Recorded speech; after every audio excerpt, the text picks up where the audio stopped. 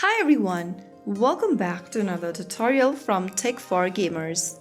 Today in this video, I'm going to show you how to link Lords Mobile with Google account.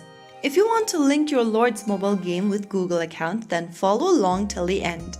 First of all, launch open the Lords Mobile game on your device, and from the main game screen, go ahead and click on the gear button at the bottom right corner. This will open up the Others tab where you'll need to click on Account. Under Account Settings, click on Switch Account and Device option. Now choose Google Account option and click on Login. Click the Login button once again and follow through the instructions.